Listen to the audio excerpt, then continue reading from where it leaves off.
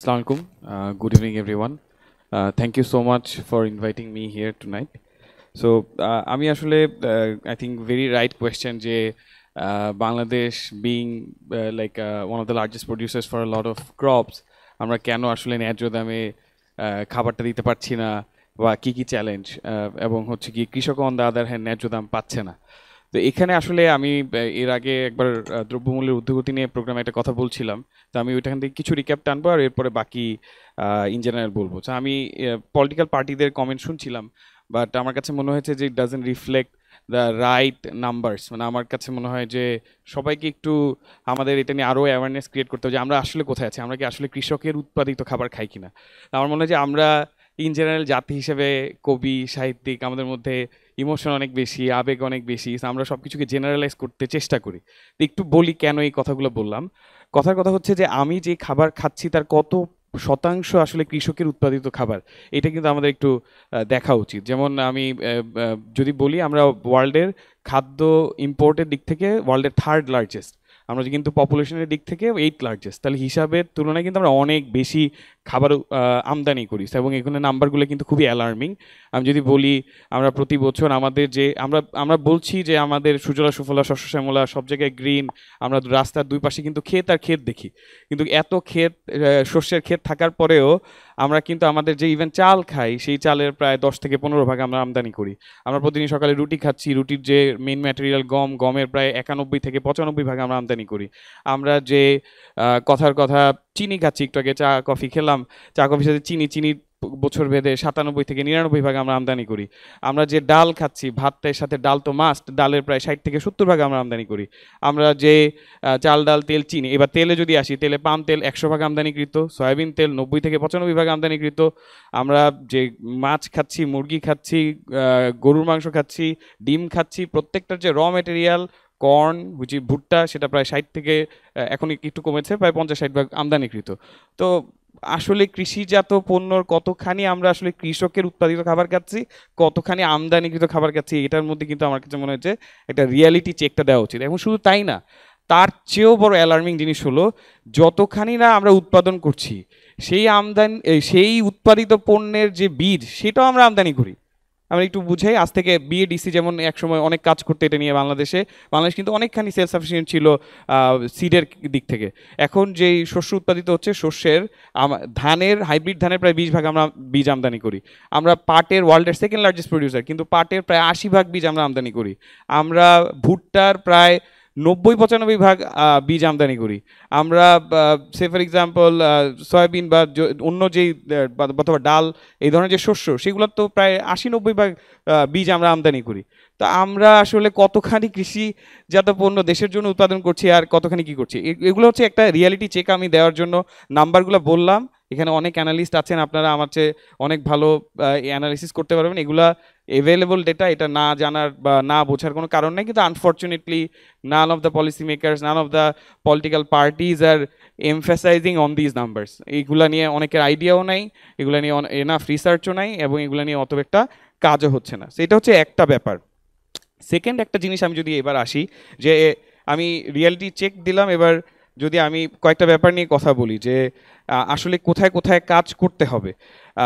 কথার কথা আরেকটা একটু জিনিস বলি যে আমাদের আমরা যে এগ্রিকালচারাল পণ্য উৎপাদন করছি সেখানেও আবার ডাইভার্সিফিকেশনের অনেক অভাব আছে। যেমন আমরা প্রচুর পরিমাণ কৃষি পণ্যের মধ্যে একটা বড় পোর্শনই হচ্ছে চাল, আমরা শুধু চাল প্রোডাকশন করছি। কিন্তু এখানে একটা জিনিস যদি একটা নাম্বার বলি, যেমন বিএনপির ভাই বলছিলেন যে ওনারা প্রায় 25 কোটি গাছ লাগাবেন, রিয়েলি অ্যাপ্রিসিয়েটেড। আমরা এটা জানি কি না জানি না, বাংলাদেশ প্রতি বছর, এই নাম্বারটা একটু সবাই শুনবেন, 10,000 কোটি টাকা শুধু আপেল আর মালটা আমদানি করে। 10,000 কোটি টাকার আপেল আর মালটা, শুধু দুইটা ফল। $1 বিলিয়ন আমরা শুধু দুইটা ফল আমদানি করি। কেন আমরা দেশের পেয়ারাকে সব জায়গায় পৌঁছে দিতে পারছি না? কেন আমরা দেশের আমরাকে সব জায়গায় পৌঁছে দিতে পারছি না? কেন আমরা অন্যান্য লোকাল ফ্রুটকে পপুলার করতে পারছি না? কেন কাঁঠাল ছাগলও খেয়ে শেষ করতে পারছে না, রাস্তায় পড়ে নষ্ট হচ্ছে? আমরা সেটা জনপ্রিয় করার জন্য কি করছি? এখন যদি একটা পলিসি মেকারকে বলবে যে তাহলে ইম্পোর্ট বন্ধ করে দিই, তখন আবার আমদানিকারকরা আন্দোলন করবে। সেটার জন্য আমরা ফেজ বাই ফেজ স্টেপ নেই যাতে তাদের অল্টারনেটিভ এমপ্লয়মেন্ট হয়।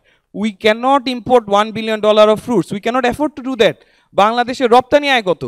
একটা দেশ যা রপ্তানি আয় $50 বিলিয়ন না, সেই দেশ $1 বিলিয়ন কিভাবে ফল আমদানি করে, তাও শুধু 2টা ফল। আমাদের লজ্জা থাকা উচিত। আমরা লোকাল ফ্রুটকে কেন পপুলার করতে পারছি না?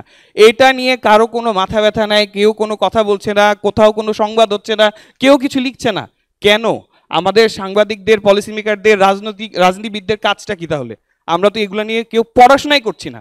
10,000 কোটি টাকা শুধু 2টা ফল, এটা যদি আমরা চিন্তা করি, এটা গা শিরে ওঠার কথা। $1 billion we spend only on 2 fruits.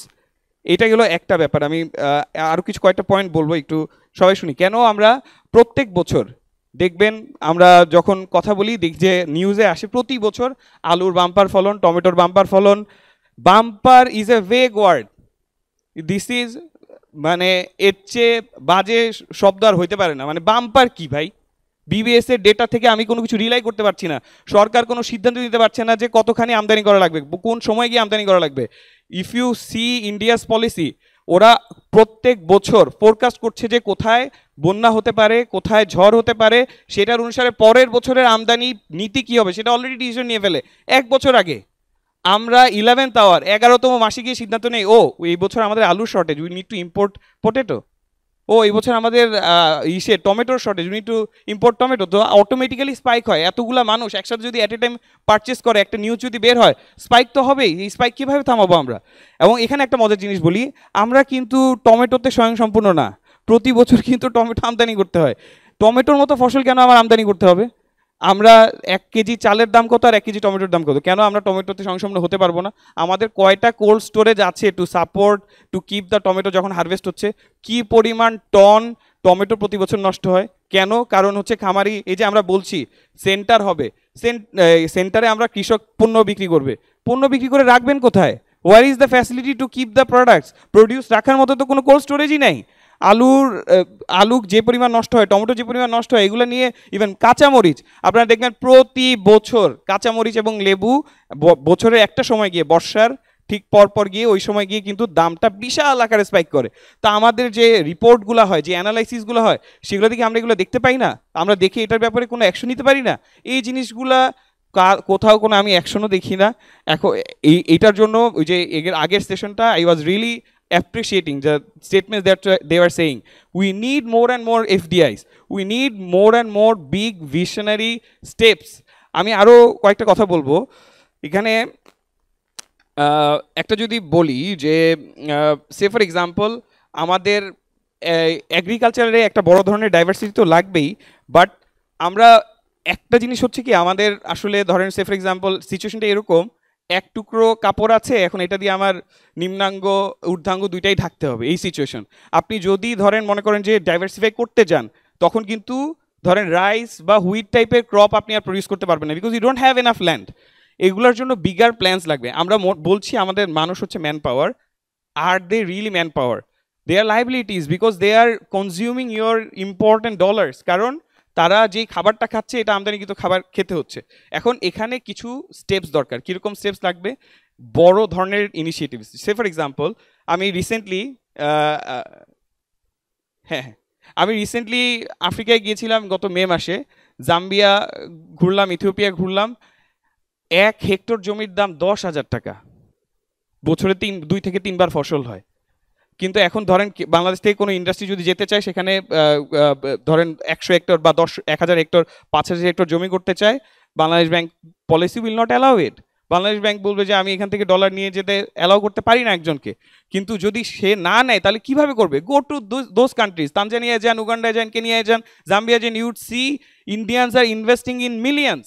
They are buying like hectares and hectares of land and they are producing crop there. আমি যদি বাংলাদেশ থেকে 50 লাখ 1 কোটি মানুষ এসব দেশে নিয়ে যেতে পারি, তাদের এমপ্লয়মেন্ট ক্রিয়েট হবে। এই যে আমরা বারবার এমপ্লয়মেন্ট বলছি, এমপ্লয়মেন্ট ক্রিয়েট হবে। 2, তাদের থেকে আমরা রেমিটেন্স পাবো। তৃতীয়ত, আমরা যদি G2G ডিল করি, তাদের থেকে সেই যে প্রডিউসটা হবে, সেই প্রডিউসের একটা পোর্শন আমরা নিয়ে আসতে পারবো। আমাদের সেলফ সাফিসিয়েন্সি শুধুমাত্র বাংলাদেশে এগ্রিকালচারাল আউটপুট দিয়ে ইটস প্র্যাকটিক্যালি ডিফিকাল্ট। এর চেয়ে আরও কিছু ব্যাপার হচ্ছে যে আমরা এগ্রিকালচারে, এটা আই থিঙ্ক আই 100% এগ্রি, যে এগ্রিকালচারদিকে এনাফ রেসপেক্ট দিতে পারছি না। we need to give more and more respects. We need to give send our best talents to the agriculture university. Government কিন্তু একদম যে করে না তা কিন্তু না, per student highest investment কিন্তু agriculture university হয়, but we are not sending the best talents. How can we do that? How can we make sure যে বেস্ট ট্যালেন্টগুলো এই এগ্রিকালচার ইউনিভার্সিটিতে যাচ্ছে, তাদের জন্য কি ইনসেন্টিভ আমরা দিচ্ছি, সেই জিনিসগুলোর যদি আমরা কোনো ব্যবস্থা করতে পারি তাহলে হয়তো ওইখানে আমরা বেস্ট ট্যালেন্ট পাবো, আরও বেটার ইনোভেশন পাবো, হায়ার ইল্ডের ক্রপের সিড পাবো। আর আমরা যে বারবার কথায় কথায় বলে ফেলি যে আমরা খাদ্যে সেলফ সাফিসিয়েন্ট হবো, স্বয়ংসম্পূর্ণ হবো, এগুলো তো গল্প, এগুলো কাব্য, এগুলো সাহিত্য, এটা কোনো রিয়ালিটি নাই। রিয়ালিটির জন্য we need bold steps. So আমার কাছে মনে হয় যে এখানে আমরা রিয়ালিটিতে আসি, একটু বুঝি, যতক্ষণ আমরা এই চেঞ্জগুলো না করতে পারবো ততক্ষণ পর্যন্ত আসলে রাইট প্রাইসে আমরা মানুষকে খাবারটা দিতে পারবো না। Thank you.